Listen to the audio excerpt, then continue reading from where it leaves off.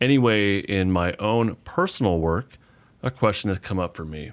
As background, I've got some childhood trauma and lived much of my life down the ladder, either in fight or flight or more in shutdown. A little before grad school and through grad school, I did a lot of my own work and feel like I moved into feeling more consistently in a safe and social state, rather than primarily in one of the lower two. However, after after recently having a third child and dealing with lots of stressors, I've entered into a pretty depressive place.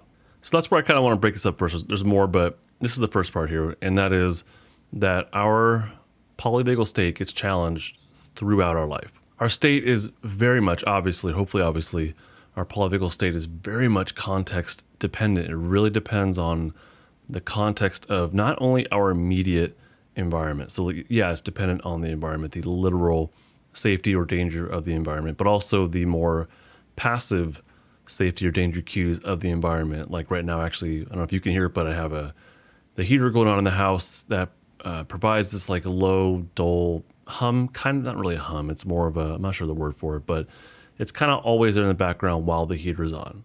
I would just turn it off and I could feel the difference. So while it's on, there's, for me, a little more sympathetic kind of energy to it that just kind of underlies everything I do. And then once it turns off, like right now, I notice that when it turns off and there's silence, that I feel a little bit of that flight fight energy that's in my system, and I can feel it kind of ease once the sound is off. Same thing. We have this, that like the range hood over a stove, and when we cook, my wife turns it on. I hate cooking, by the way.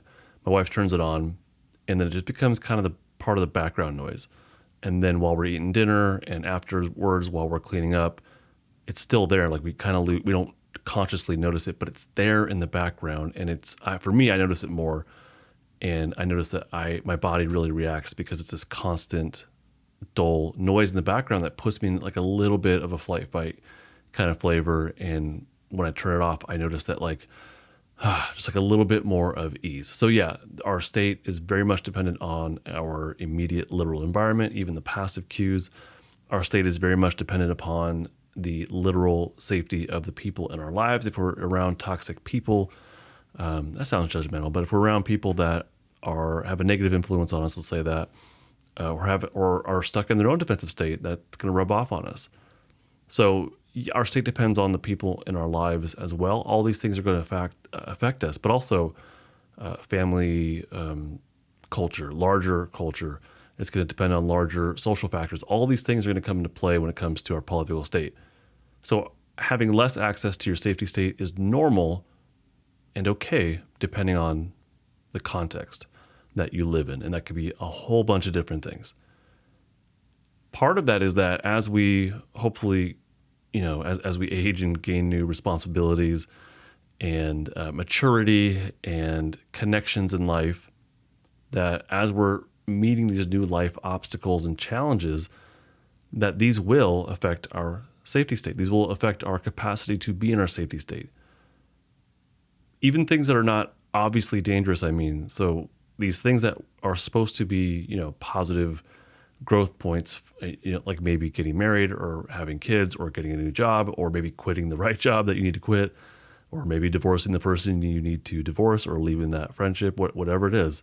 Maybe even putting in healthier boundaries between you and whoever needs it.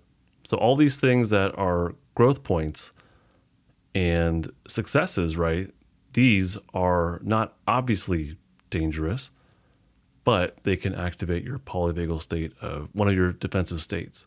For me, one of my growth points has been all this business stuff, trying to sell my courses. I had hired a coach a while back to help me through some of the stuff that was coming up for me around money.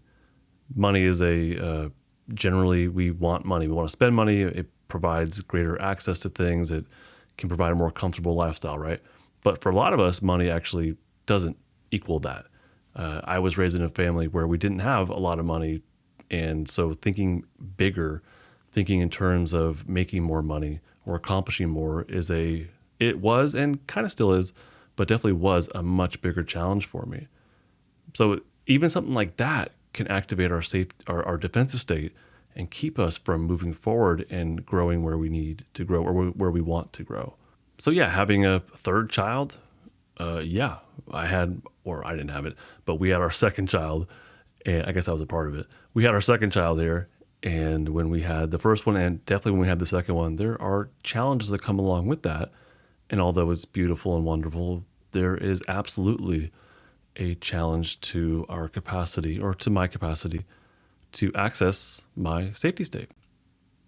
With these new challenges and milestones in life comes less access to our safety state because we don't have a map for it yet. We haven't navigated it yet.